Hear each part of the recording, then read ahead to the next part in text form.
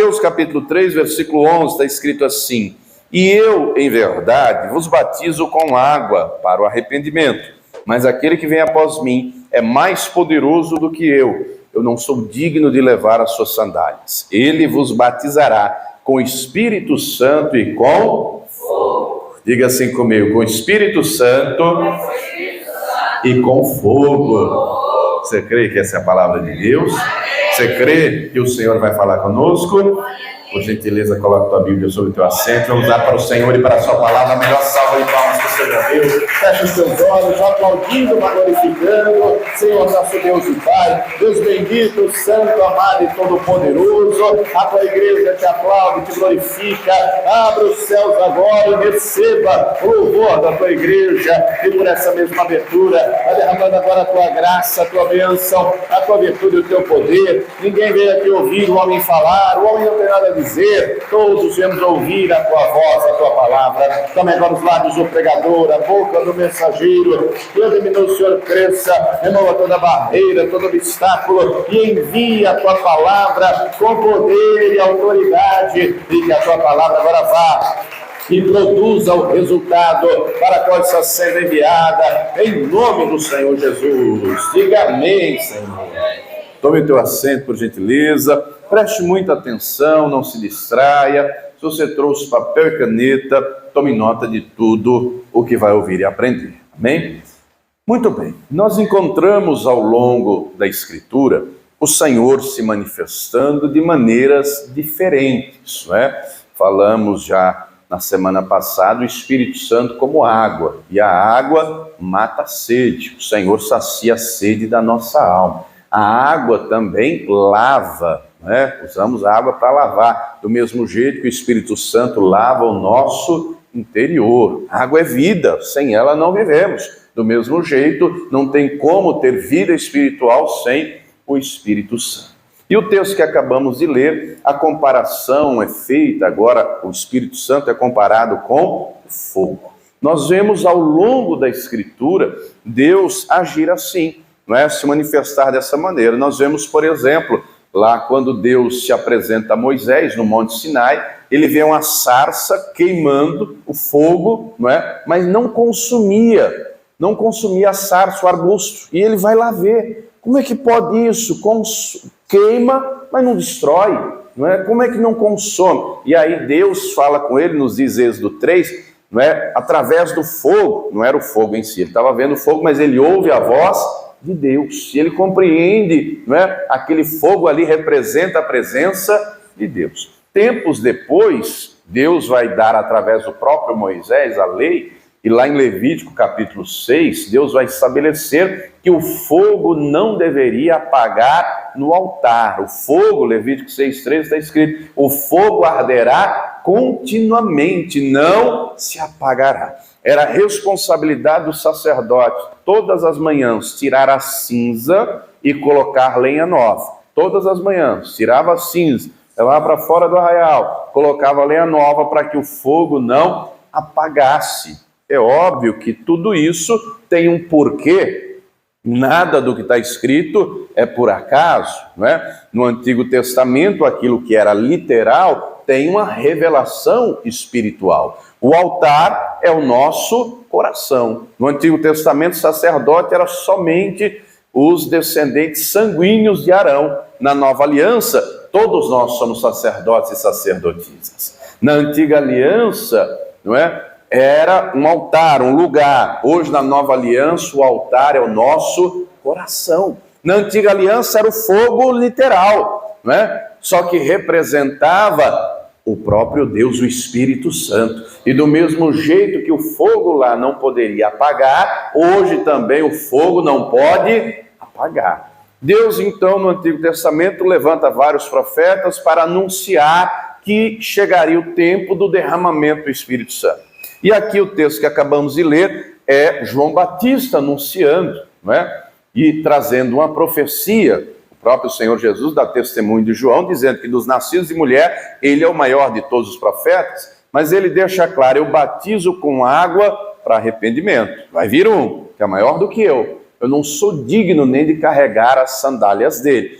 Batismo, minha gente, significa imersão, pessoa imergida, submersa, afundada dentro da água inteira. Por isso que a gente batiza por imersão e não por aspersão. Aspersão é jogar água na testa, na cabeça, né? A definição da palavra batismo, você pode pegar qualquer dicionário católico, é imergir. Imergir é afundar, é submergir. Muito bem. João, então, está anunciando, profetizando, que viria o Messias, o Salvador, iria imergir as pessoas, do mesmo jeito que ele imergia na água, as pessoas seriam imergidas no Espírito Santo, seriam cheias, seriam tomadas. E ele profetiza ainda que as pessoas seriam batizadas com o Espírito Santo e com fogo. O fogo agiria, não o fogo literal, mas o fogo, não é, como manifestação do Espírito Santo.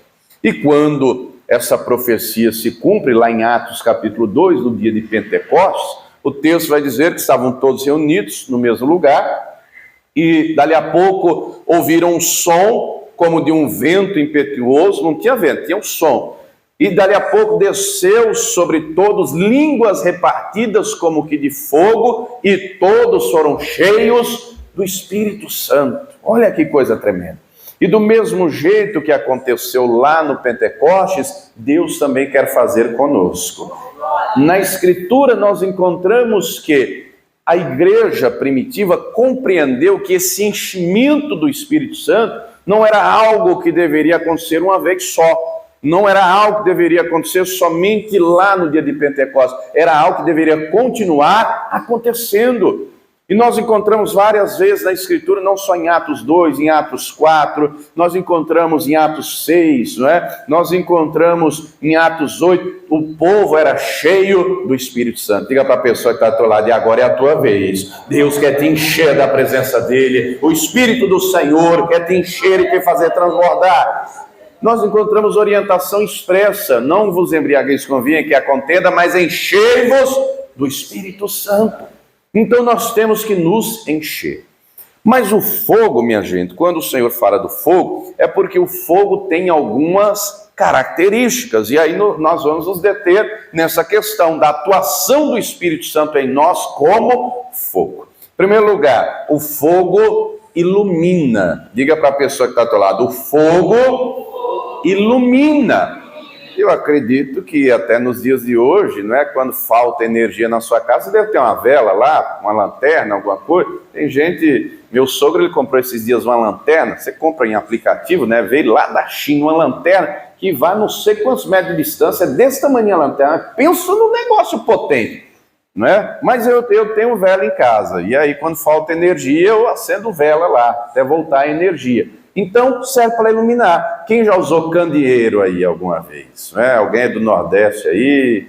Enfim, então o fogo ilumina. No tempo bíblico não tinha energia elétrica como a gente tem hoje. Então, as tochas, o fogo era algo comum para se iluminar. Do mesmo jeito, o Espírito Santo nos ilumina os olhos do nosso entendimento. A Escritura diz de maneira clara que o diabo trabalha para cegar as pessoas, para que as pessoas estejam em trevas. Vamos ler isso? Segunda carta aos Coríntios, capítulo 4, eu vou ler a partir do versículo 3. O diabo trabalha para cegar o entendimento das pessoas. E nós vemos exemplos bíblicos. Encontre aí Atos 4, versículos 3 e 4. Nós encontramos, segundo aos Coríntios, capítulo 4, versículos 3 e 4. Nós encontramos exemplos bíblicos disso. O próprio apóstolo Paulo, que foi inspirado pelo Espírito Santo a escrever esse texto, ele estava em trevas. Ele mesmo dá testemunho em Atos 26, que ele pensava que contra o nome de Jesus ele teria que fazer várias coisas, e ele dá testemunho que ele fez. Ele açoitava os cristãos, ele prendia, ele torturava até blasfemar o nome de Jesus, e quando matavam, ele dava o seu voto contra. Ele era um assassino em série. Na cabeça dele, ele estava certo. Na cabeça dele, ele estava fazendo a coisa certa. E o religioso, na cabeça dele, ele pensa que está fazendo a coisa certa. E às vezes a pessoa faz o mal e pensa que está fazendo o bem, quando o entendimento está em trevas. Quando o entendimento está em trevas. Olha o que diz aqui. Encontrou? 2 Coríntios 4, versículo 3. Mas se ainda o nosso evangelho está encoberto, para os que se perdem está encoberto, nos quais o Deus desse século, se você quiser grifar aí, tiver uma caneta, escreva Deus desse século, escreva aí Satanás, que é dele que está se falando. O Deus desse século cegou os entendimentos dos incrédulos para que não lhes resplandeça a luz do evangelho da glória de Cristo, que é a imagem de Deus. Então o diabo trabalha para cegar o entendimento. Só que compreenda, uma coisa é cegar o entendimento do incrédulo, daquele que não crê, daquele que não acredita. Outra coisa é cegar o entendimento daquele que crê no Senhor. Nós temos exemplos bíblicos disso. Judas andou com Jesus e o diabo tomou conta dele. Nós encontramos Paulo na primeira carta, capítulo 5, falando de um cidadão que ele entregou a Satanás. Nós encontramos Paulo falando a Timóteo de gente também que ele entregou para o diabo, porque conheceu a luz de Jesus, conheceu o evangelho, mas voltou para as trevas. Ô querido, querida, o diabo trabalha para cegar, o diabo trabalha para as trevas avançarem, e trevas é ausência de luz, e o Senhor quer o nosso entendimento iluminado, Ele quer os nossos olhos iluminados, Ele quer nos iluminar para andarmos na presença dEle, Ele quer nos iluminar com sabedoria, Ele quer nos iluminar com a revelação, Ele quer nos iluminar com a palavra dEle, que é lâmpada para os pés e a luz para o caminho, para andarmos no caminho iluminado. O diabo trabalha para cegar, o Espírito Santo trabalha para iluminar. Efésios 1, versículo 17 e 18, diz isso. Vamos ler aqui, carta aos Efésios, capítulo 1, versículo 17, diz assim: para que o Deus de nosso Senhor Jesus Cristo, o Pai da glória, vos dê em seu conhecimento o espírito de sabedoria e de revelação, tendo iluminados os olhos do vosso entendimento. Você já deu uma canelada à noite aí, indo no banheiro, pegar um copo d'água na cozinha? Alguém alguma vez já deu uma canelada assim no escuro? Você não quis acender a luz para não acordar, não é?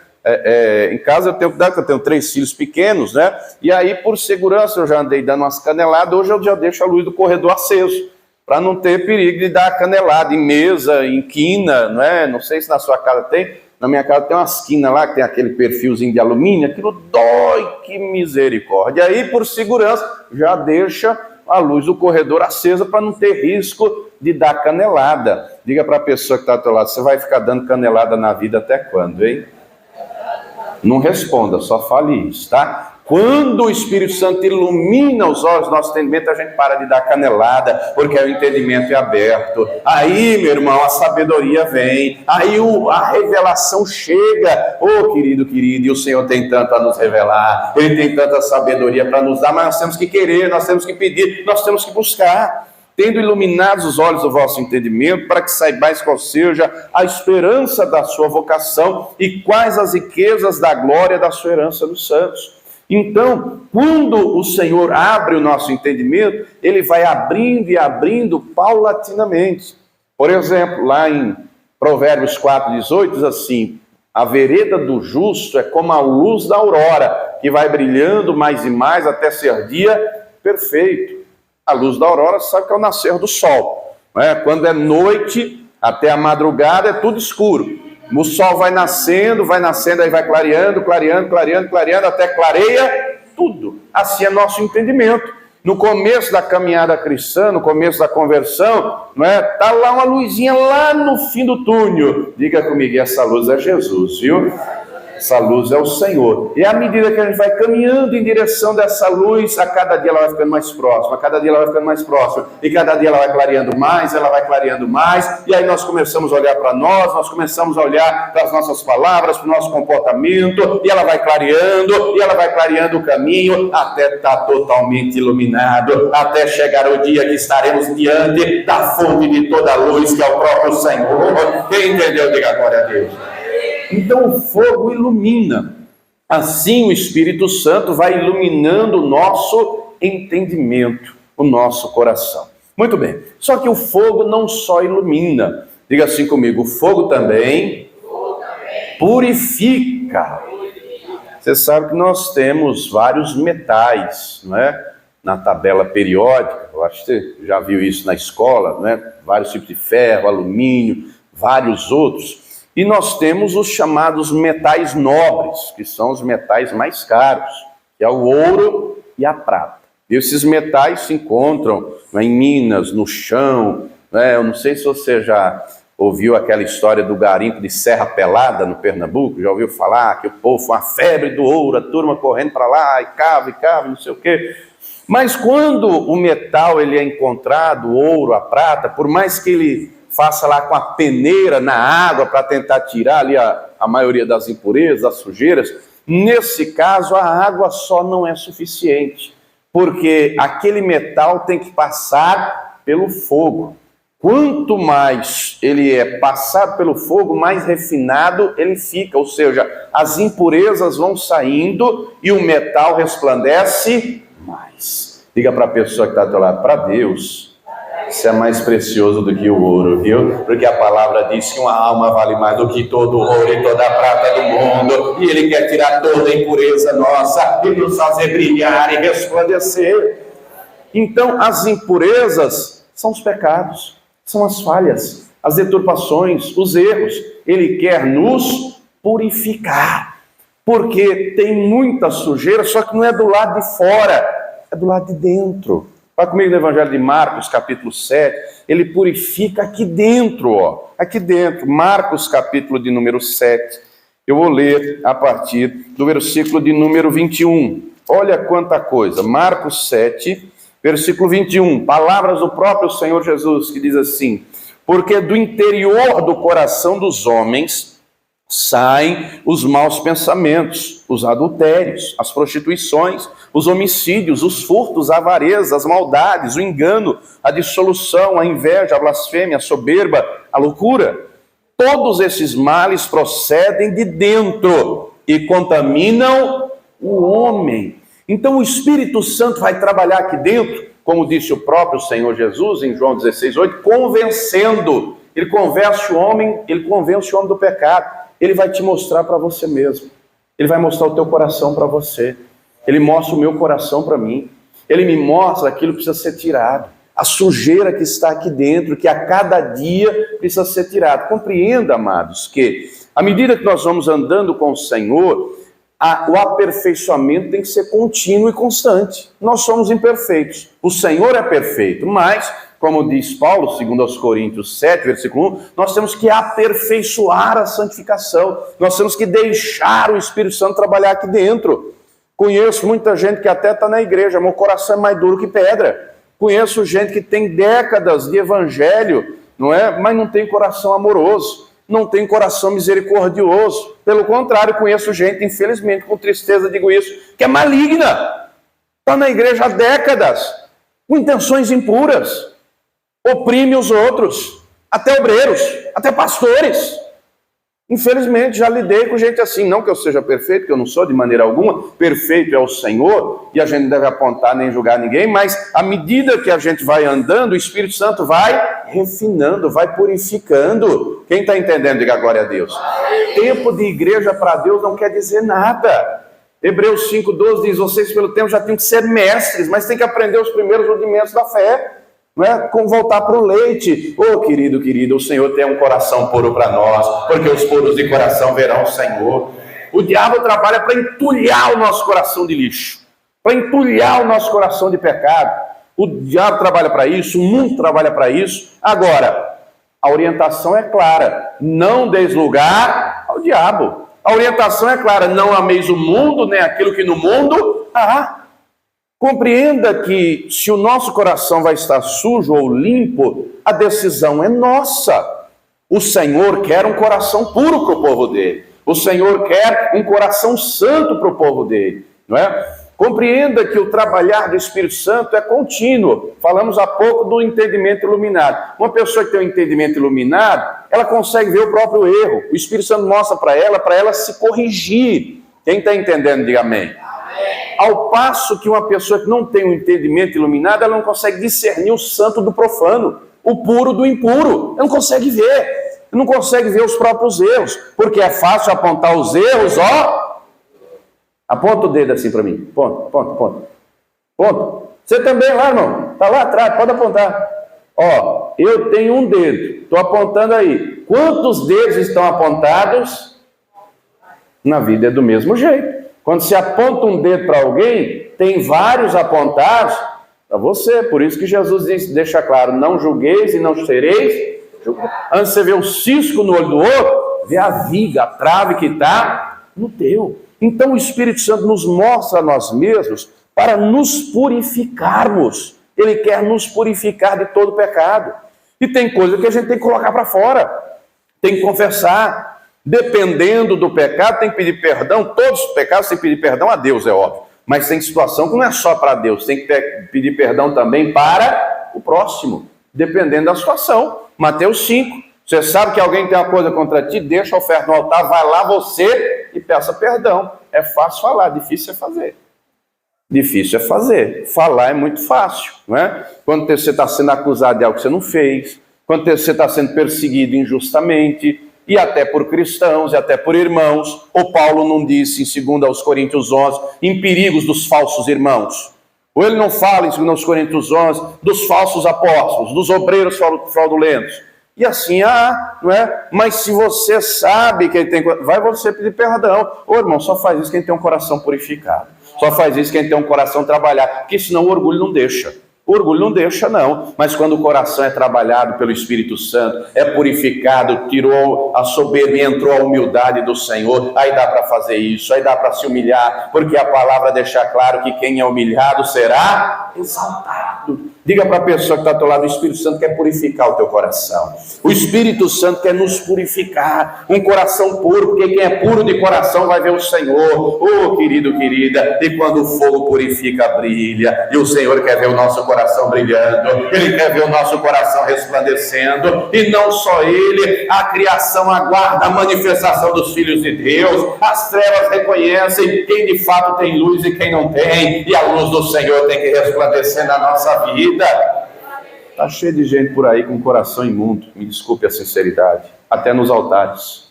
Conheço centenas, conheço muitos. Coração imundo, sujo. Oh, querido, querida, nós temos que ter cuidado com nós mesmos, interceder pelos outros. Tudo isso aqui procede do coração. O Espírito Santo quer purificar.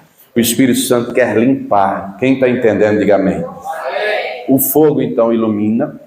O fogo, então, purifica. Temos vários textos, não é, que falam dessa purificação, mas para adiantar, o fogo ilumina, o fogo purifica. Terceiro, diga comigo, o fogo aquece. Quem aí já ficou numa fogueira alguma vez, quando era criança, enfim, gostoso estar lá numa fogueira, não é? Bom, batia papo. Hoje em dia é mais difícil isso, não é? Mas você está ali perto, está sendo aquecido. Hoje em dia tem tudo elétrico, tem até aquecedor elétrico. Você tem aquecedor? Hoje em dia vende os aquecedorzinhos, né? No sul, lugares que neva, tem aquecedor, já vem no sistema da casa. Nos Estados Unidos, na Europa, países que neva, Israel, já vem com o sistema de aquecimento, não é? O fogo, então, aquece. Lógico que o nosso coração tem que se manter aquecido. De uma tal maneira que o Senhor Jesus deixa claro, falando na igreja de Laodiceia, se for morno, ele vomita. Ele vomita. Vá comigo na carta aos Hebreus, a carta aos Romanos, aliás, capítulo 12. Carta aos Romanos, capítulo 12. É o Espírito Santo que mantém o nosso coração aquecido. O fogo aqui dentro, o coração aquecido. Romanos 12, versículo 9, nos diz assim: o amor seja não fingido, aborrecei o mal e apegai-vos ao bem, amai-vos cordialmente uns aos outros com amor fraternal, preferindo-vos em honra uns aos outros. Não sejais vagarosos no cuidado, sede fervorosos no Espírito, servindo ao Senhor. Servindo ao Senhor. Oh, querido, querida, fervoroso aqui vem de fervura, de fervor. Já botou uma água para ferver? Já viu um óleo fervente? A ideia aqui é a mesma. Deus quer o nosso coração fervendo, o nosso coração fervendo. O amor vem no nosso coração pelo Espírito Santo, é o que diz aqui mesmo Romanos 5,5. O amor de Deus é derramado em nossos corações pelo Espírito Santo. E esse amor e esse coração tem que ser mantido fervoroso. O Senhor avisou, Mateus 24,12, por se multiplicar a iniquidade, o amor de muitos esfriará. O nosso não pode esfriar. Diga para a pessoa que está ao lado, o teu não pode esfriar não, porque se ficar morno perde a salvação, porque se ficar morno está desqualificado. Como Paulo dizia, eu não posso pregar aos outros e o meu ser reprovado. Nós temos que manter o nosso coração aquecido. E o diabo trabalha e faz de tudo para esmorecermos, para desanimarmos. E aí nós vemos gente, né, acredito que você conheça também, gente que outrora foi fervoroso no Espírito, gente que outrora estava na presença de Deus e servia a Deus com dedicação, com afinco, e se olhava para ele e dizia, essa pessoa era cheia do Espírito Santo. Algumas por conta do pecado, outras por conta de lutas, de adversidade, foram esfriando,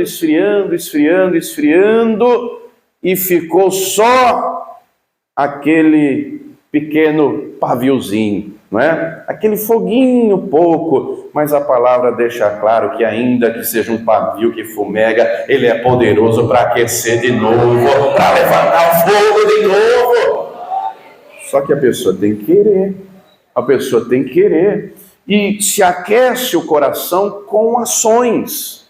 Vá comigo na carta aos Colossenses, capítulo 3, está escrito, vou ler aqui a partir do versículo de número 8, aos Colossenses 3, versículo 8, diz assim, mas agora despojai-vos também de tudo, da ira, da cólera, da malícia, da maledicência, das palavras torpes da vossa boca. Não mintais uns aos outros, pois que já vos despistes do velho homem com seus feitos, e vos vestistes do novo, que se renova para o conhecimento, segundo a imagem daquele que o criou, onde não há grego nem judeu, circuncisão nem incircuncisão, bárbaro, cita, servo ou livre, mas Cristo é tudo em todos. Revesti-vos, pois, como eleitos de Deus, santos e amados, de entranhas de misericórdia, de benignidade, humildade, mansidão, longanimidade, suportando-vos uns aos outros. Parênteses aqui, minha gente, o suportar aqui não é aturar, tá? Pô, você tem que suportar esse irmão chato, de galocha, sei o que. O suportar aqui não é aturar, não. O suportar é no sentido de... Você está vendo aí as caixas penduradas na parede? Caixa de som. Como é o nome desse ferro aí que está segurando a caixa? Liga para a pessoa que está falando, você tem que ser suporte na vida de alguém. Você tem que ser suporte na vida de alguém. Porque vai ter gente que Deus vai levantar para ser suporte na tua vida. E depois de você estar levantado e fortalecido, você vai ser suporte na vida dos outros. Dando suporte uns aos outros. Continuando. E perdoando-vos uns aos outros. Estou em Colossenses 3:13. Se algum tiver queixa contra o outro, assim como Cristo os perdoou, assim fazeis vós também. E sobre tudo isso, revesti-vos de quê? De amor, que é o vínculo da perfeição. E a paz de Deus, para a qual também foste chamados em um corpo, domine vossos corações e sede agradecidos. A palavra de Cristo habita em vós abundantemente, em toda a sabedoria, ensinando-vos e admoestando-vos uns aos outros com salmos e hinos e cânticos espirituais, cantando ao Senhor com graça em vosso coração. E quanto fizerdes por palavras ou por obras, fazei tudo em nome do Senhor Jesus, dando por ele graças a Deus. Note que do versículo 7, onde lemos até aqui, mostra uma transformação completa.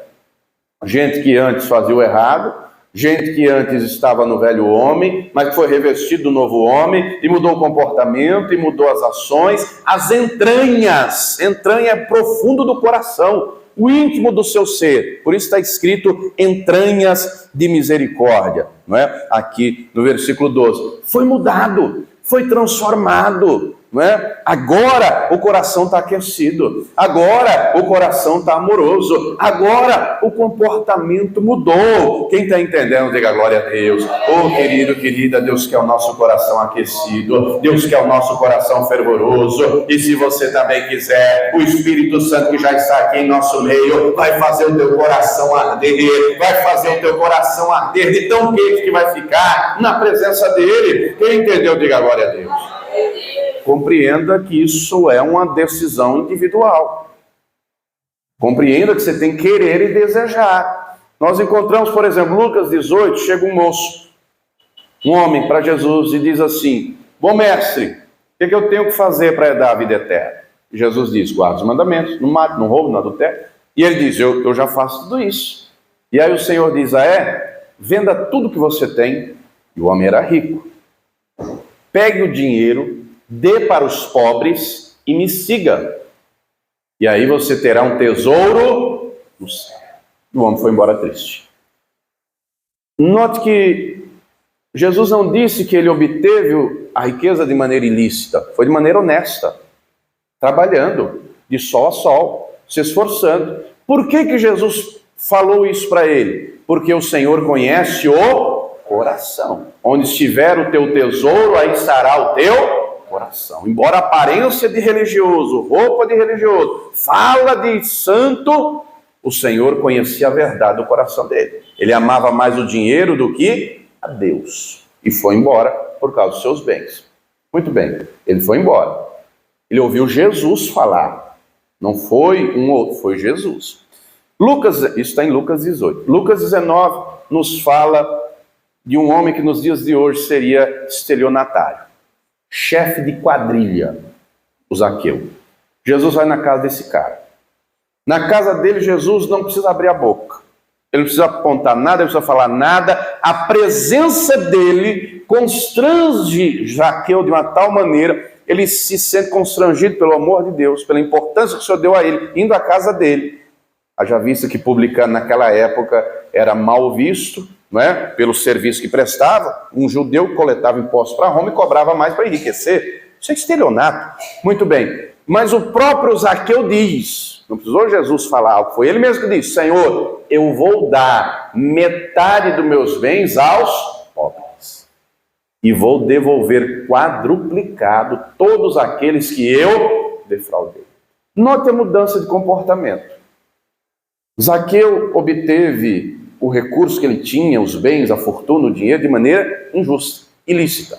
Mas, porque demonstrou arrependimento verdadeiro, mudança de comportamento, o Senhor não apontou para ele dizendo: eu sei como você ganha dinheiro, eu sei que foi de maneira ilícita, eu sei dos teus pecados, conheço tua vida. O Senhor não disse isso. Depois, já que eu disse, pode ler Lucas 19, o Senhor vai dizer: hoje veio salvação a essa casa, porque esse é filho de Abraão. Note a mudança de comportamento. E o que eu quero destacar com esses dois exemplos é que ambos ouviram Jesus pregar.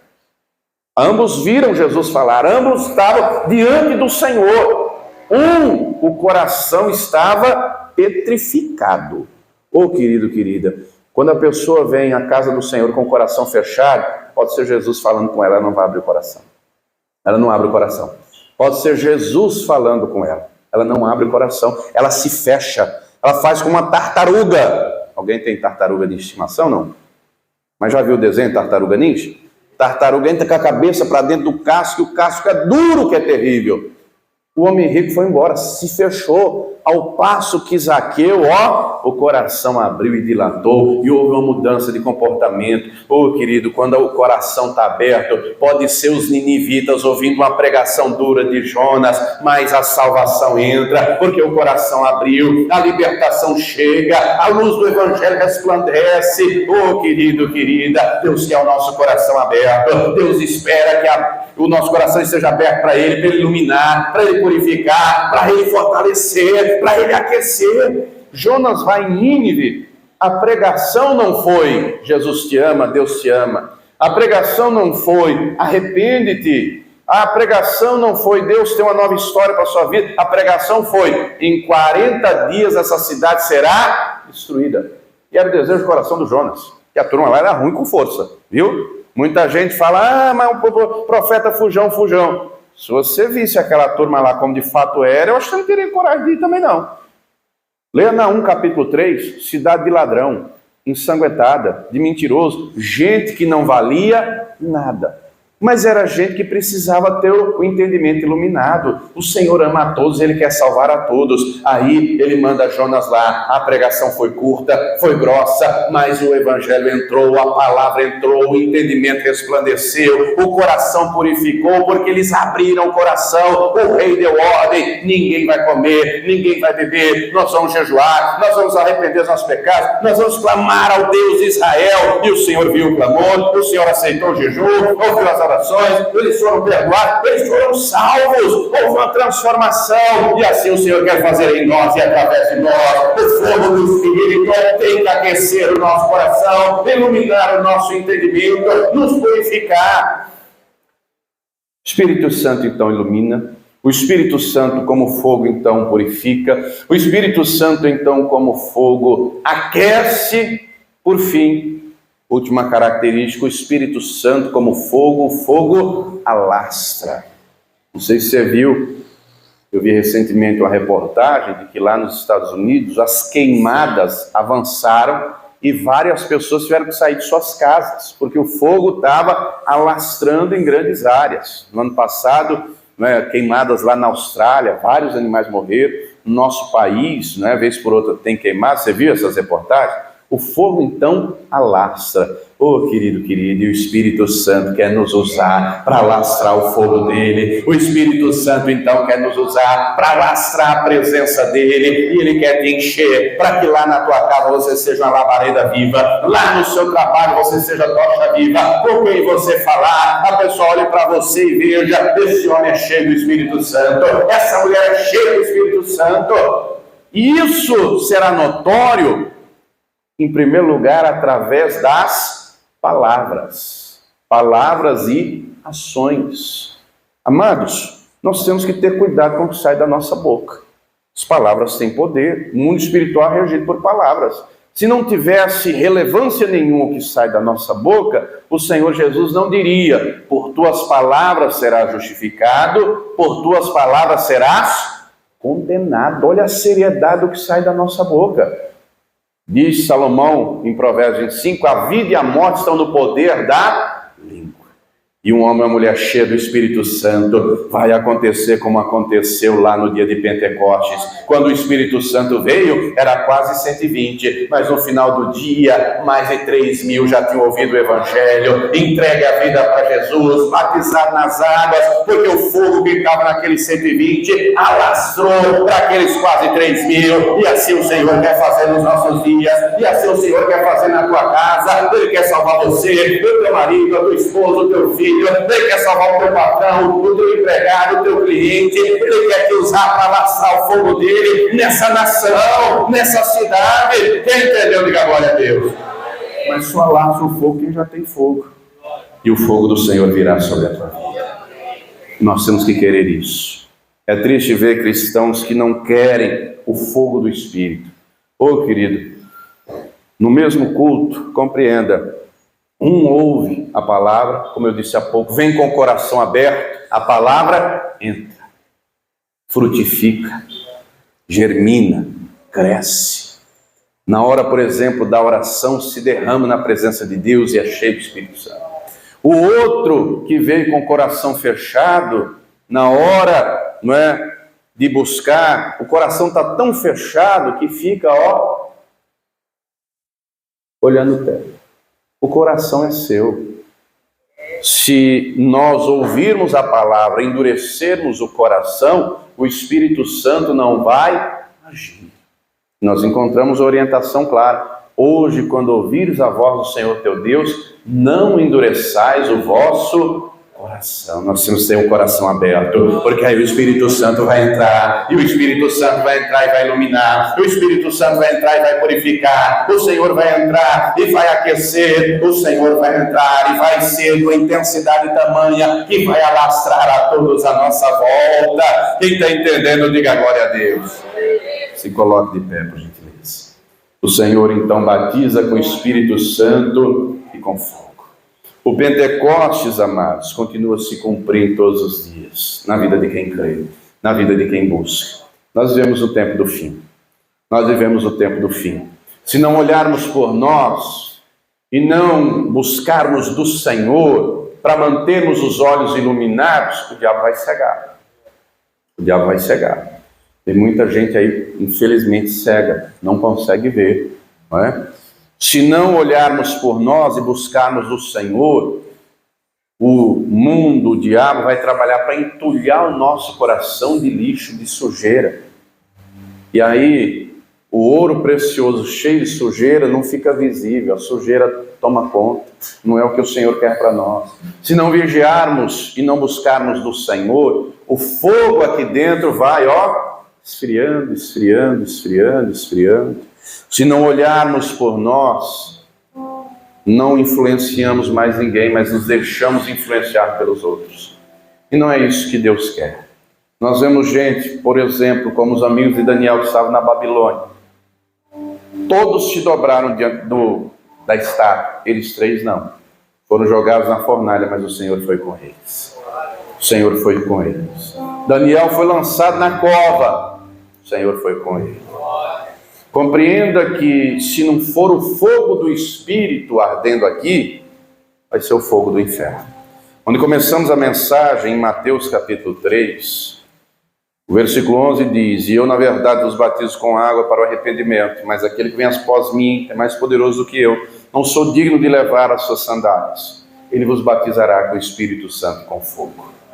E aqui fala dessa atuação do Espírito Santo como fogo aqui dentro. Agora, se não deixarmos ele fazer assim, olha o que restará. Versículo 12. Em sua mão tem a pá, e limpará a sua eira. Não é? A eira era onde se recolhia o trigo, o campo. O campo hoje é o mundo, né? E recolherá no celeiro o trigo. Igreja salva, igreja arrebatada, igreja com ele. E queimará a palha com fogo que nunca se apagará. A decisão é nossa. Jesus conta a história do rico e de Lázaro. Enquanto um estava no seio de Abraão, o outro estava atormentado na chama. Vivemos em dias, amados, que tem muita gente que não quer mais ouvir falar do fogo eterno, não quer mais ouvir falar de inferno. Se ouve falar de não, que é isso, que palavra radical. Não, Deus não vai jogar o povo dele no fogo. O povo dele não, porque o povo dele é salvo, o povo dele é liberto, o povo dele tem fogo do Espírito. Ele vai jogar no fogo e a palha. Vai jogar no fogo e a palha, não é? Aquele que tem aparência. Querido, querida, Deus conhece as nossas obras, Ele conhece o nosso coração. Ele não quer que ninguém se perca. Ele quer agir aqui dentro, Ele quer agir aí dentro. Nós temos que querer também. Ele batiza com o Espírito Santo e com fogo. E se você quiser, Ele vai te batizar. Ô pastor, já fui batizado, Ele vai te encher. Ele vai te fazer transbordar. Ele vai se manifestar a você de uma maneira tal. E vai continuar se revelando a você, para que de você transborde para os teus, para os que estão à tua volta. A decisão é nossa, não é? Nós vamos orar. O Senhor que já está aqui vai manifestar o fogo dele no teu coração.